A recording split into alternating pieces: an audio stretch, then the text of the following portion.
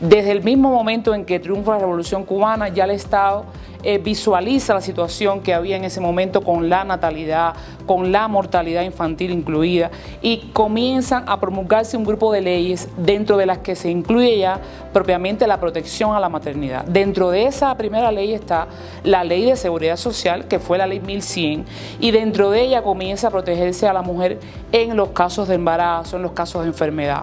Posteriormente, como parte del contexto cubano, que además se ve agravado desde el primer momento por la situación de la mujer, que en muchos casos no estaba incorporada al empleo, ahora es que comienza la mujer a empoderarse y por consiguiente la cantidad de hijos disminuye con respecto a épocas anteriores.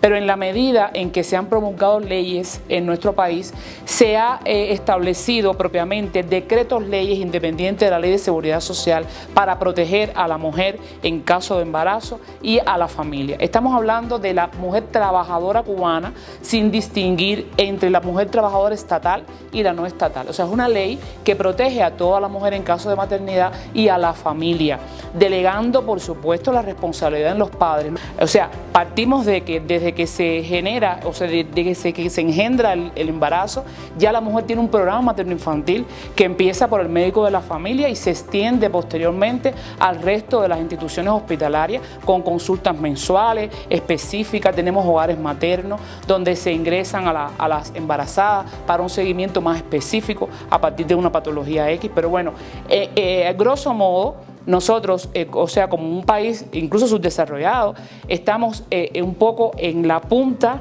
con respecto a estos programas sociales, independientemente de que el contexto económico, agravado por supuesto por el bloqueo de los Estados Unidos contra nuestro país, hace más difícil la adopción de cualquier medida. Y sin embargo, Cuba se ha impuesto y ha logrado mantener la sostenibilidad de este sistema de seguridad social.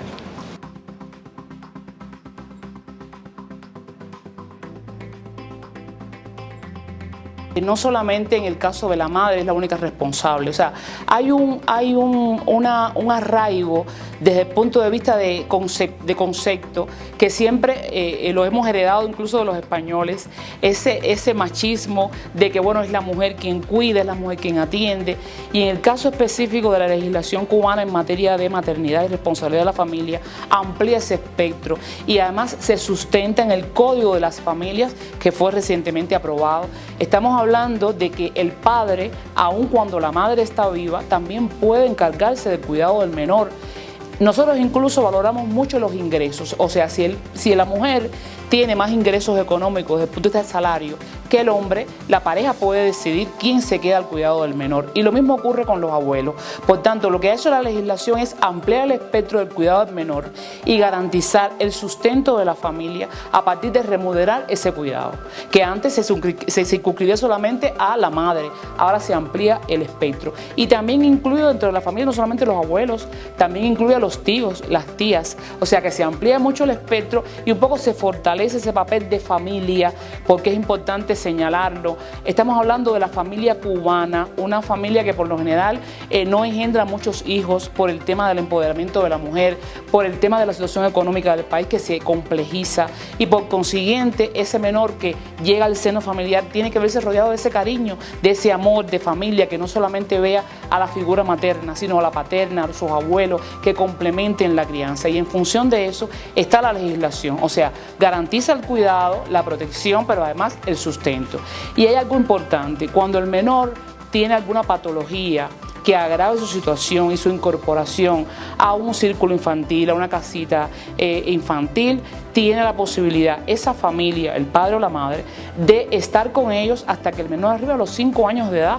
Por tanto, es la garantía que tiene la familia de proteger a su menor.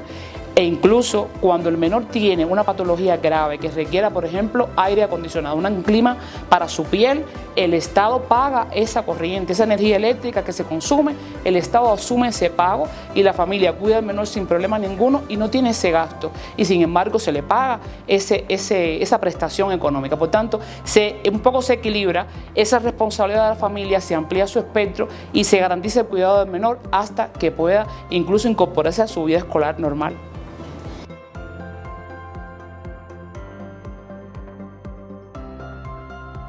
Bueno, desde que se puso en vigor el decreto ley 56 hasta la fecha con los decretos ley 71 y 84, que fueron los últimos que modifican en parte el decreto ley 56, la familia incluso ha acogido con beneplácito la medida.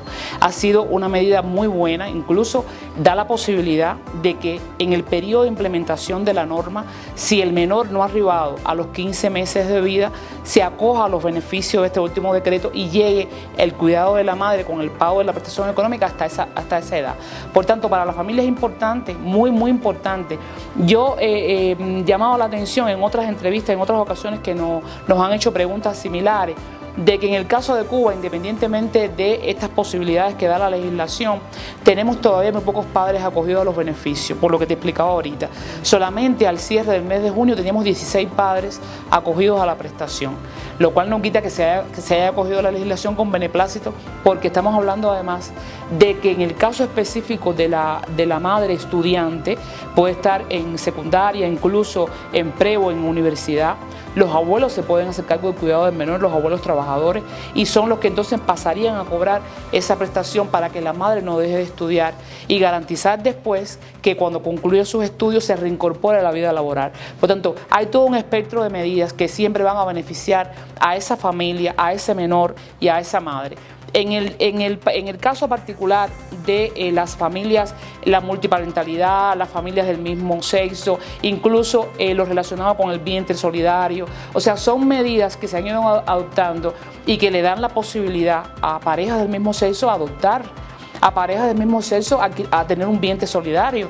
Ya lleva un proceso judicial, por supuesto, pero se facilita mucho ese trámite y en el caso específico de Cuba tenemos esa ventaja, esa posibilidad real.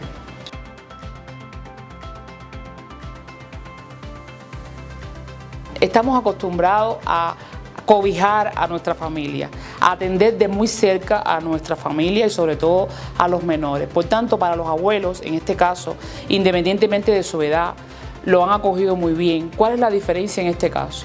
Que la legislación protege desde el punto de vista de la prestación económica a los abuelos trabajadores, pero hay abuelos que ya están jubilados, que ya reciben un ingreso por concepto de la jubilación por edad o por invalidez, y sin embargo, con una alegría tremenda se encargan del cuidado del menor, independientemente que por su condición de jubilados y estar protegido por ese régimen general ya no reciben la prestación económica, pero sí garantizan el cuidado del menor. Tenemos una ventaja, tenemos muchos círculos infantiles y se han creado recientemente las casitas infantiles, incluso al ladito de los centros de trabajo, o se han habilitado locales en los propios centros de trabajo para que las madres puedan llevar allí a los menores. Y eso ha facilitado mucho este proceso.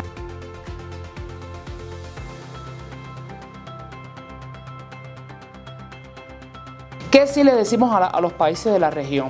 Que independientemente de su situación económica, política o social, la mirada tiene que estar enfocada a ese desarrollo social, a esa garantía de que la mujer esté segura, que tenga parto seguro, que tenga una atención previa y que se garantice el cuidado del menor a cualquier costo y por cualquier vía. Esa es nuestra máxima.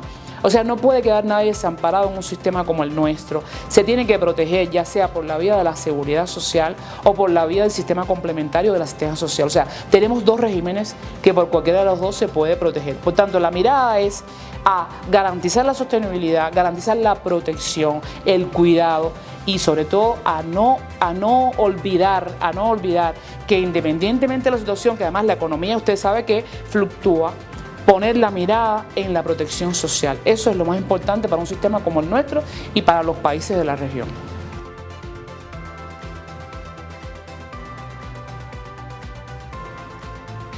Ha sido un poco difícil adaptarnos a este nuevo contexto, porque tú sabes que nosotros fuimos colonizados por los españoles y estamos arraigados con ese machismo, pero son medidas que se han ido acogiendo, porque además es un derecho humano seleccionar cuál va a ser mi preferencia sexual. Eso no, para nosotros no es ninguna dificultad.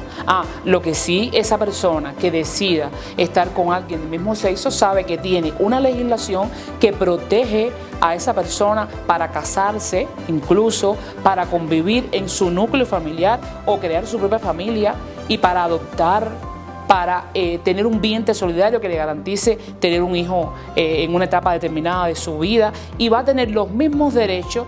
Por tanto, para nosotros ha sido muy buena la medida y se ha acogido muy bien, por parte de toda la población, sobre todo estas familias que se crean del mismo sexo, que hasta ahora no estaba permitido en nuestro país ese matrimonio del mismo sexo, ahora está permitido, incluso no tienen por qué casarse, sencillamente conviven juntos y crean su propia familia, ya te digo, dentro del propio núcleo, o crean su propia familia independientemente de su núcleo. Estamos trabajando en el hoy, pero pensando en el mañana. Por tanto, no descuidemos esa mirada y socialicemos las experiencias, las buenas prácticas. Eso para nosotros es importante.